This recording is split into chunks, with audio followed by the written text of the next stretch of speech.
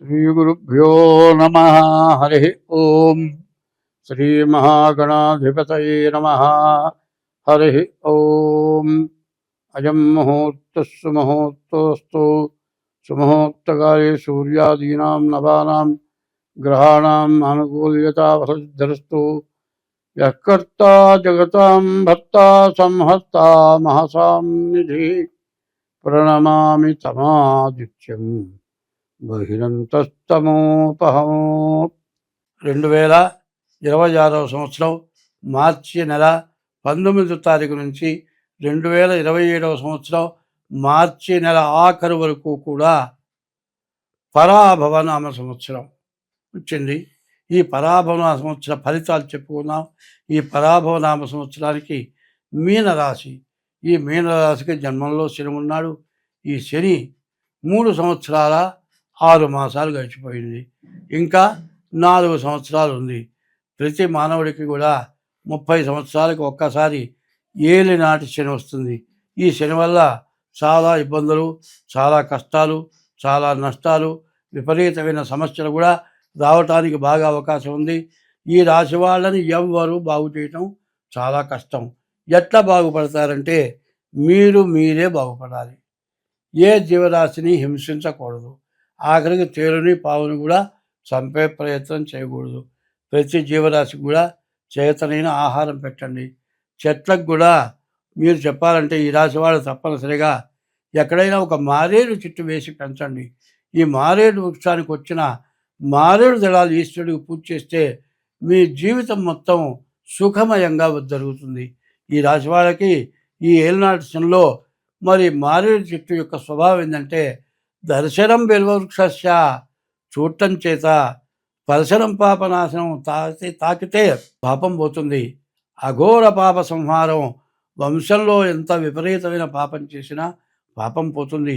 ఆ మారేడు దళాల్లో ఈశ్వరుని అర్చిస్తే మీకున్న సమస్త దోషాలు పోతాయి. కాబట్టి ఈ రాశివాడు తప్పనిసరిగా అన్ని గ్రహాలకి జపాలు, శనివారం శనికి అభిషేకం, సోమవారం ఈశ్వరుడికి అభిషేకం, మంగళవారం కూజుడికి అభిషేకం, ఇట్లా చేయించుకుంటూ ఎప్పుడు కూడా ఎవరికైనా అన్నదానం కానీ ఇట్లా చేస్తూ మీరు జాగ్రత్త పడండి. మీకు ఇట్లా కావాలి అంటే మీ డేట్ ఆఫ్ బర్త్ ద్వారా జాతకం చూపించుకోండి. అట్లా మీ డేట్ ఆఫ్ బర్త్ ద్వారా మీ జాతకం చూపించుకోవాలి అనేటట్లయితే మా యొక్క ఫోన్ నెంబర్లు 6300061241, ఇది కాక 7801071946. ఈ 2 నెంబర్లలో ఏ నెంబర్కైనా ఫోన్ చేసి తగిన ఫీజు చెల్లించి మీ జాతకం చెప్పించుకొని మీ జాతకాన్ని తగినటువంటి దోషాలు పోవటానికి తగిన శాంతి చేయించుకోండి. అశ్రద్ధ చేయబాకండి. ఈ సంవత్సరాలు కూడా చాలా చెడు సంవత్సరాలు. సంపాదించడం కాదు కావాల్సింది, సంపాదించింది పోగొట్టుకోకుండా ఉండాలి. కొత్త సంపాదన రాకపోయినా పర్వాలే, ఉన్న సంపాదన పోగొట్టుకోకుండా ఉండాలి. వివాహం కాకపోయినా పర్వాలే, వివాహం అయిన తర్వాత వచ్చిన భార్యని నిలబెట్టుకోవాలి. మానవుడు ఎవడైనా సరే పుట్టిన తర్వాత చదువు అయిన తర్వాత ఉద్యోగం అయిన తర్వాత వివాహం అయిన తర్వాత సొంత ఇల్లు, తర్వాత సంతానం, తర్వాత డబ్బు. ఇవి ముఖ్యమైనవి. వీటిల్లో ఏది లేకపోయినా మానవుడి జీవితం అంతా కూడా వృధా. ఏం చెబుతారంటే వయసులో సంపాదించిన డబ్బన్నా ఉండాలట, వయసులో పుట్టిన బిడ్డన్నా ఉండాలట. ఈ రెండుతో ఏది లేనివాడు వాడి జీవితం వ్యర్థంట. వయసులో సంపాదించిన డబ్బులు ఉంటే వృద్ధాప్యంలో ఉపయోగపడతాయి. వయసులో సంపాదించిన డబ్బు లేకుండా వయసులో పుట్టినటువంటి కొడుకు ఉంటే వాడు అన్నం పెడతాడు, వాడు రక్షిస్తాడు.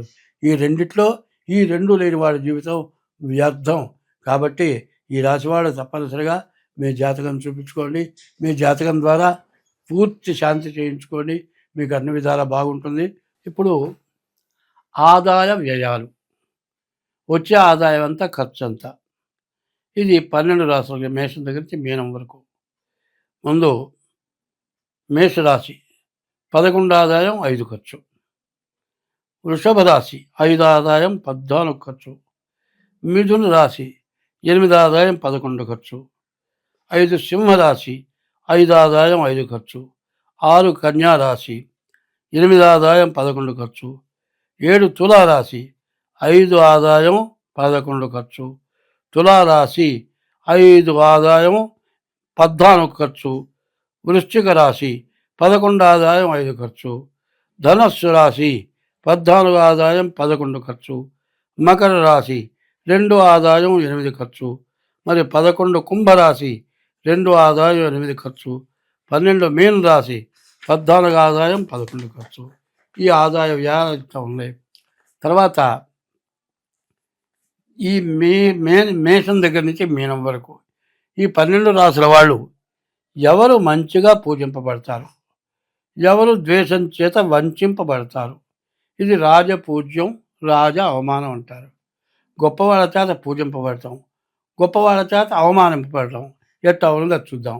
మేషరాశికి రాజపూజ్యం 11, రాజా అవమానం 5. వృషభ రాశికి రాజపూజ్యం 5, రాజా అవమానం 14. మిథున రాశికి రాజపూజ్యం 8, రాజా అవమానం 11. కర్కాటక రాశికి రాజపూజ్యం 2, రాజా అవమానం 11. 5 సింహరాశికి రాజపూజ్యం 5, రాజా అవమానం 5. 6 కన్యారాశికి 8 రాజపూజ్యం, 11 రాజా అవమానం. 7 తులారాశికి 5 రాజపూజ్యం, 14 రాజా అవమానం.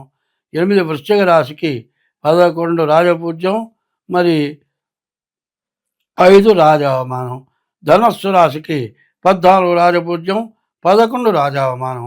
మకర రాశికి 2 రాజపూజ్యం, 8 రాజా అవమానం. మరి కుంభరాశికి 2 రాజపూజ్యం, 8 రాజా అవమానం. మీనరాశికి 14 రాజపూజ్యం, 11 రాజా అవమానం. ఇది ఇట్లా ఉంది. ఇక తర్వాత మనం ఏం చేయాలి? ఇప్పుడు ఈ మార్చి నెల 20 నుంచి ఏప్రిల్ 20 వరకు కూడా మరి ఈ సంవత్సరం మొత్తం స్వస్తి.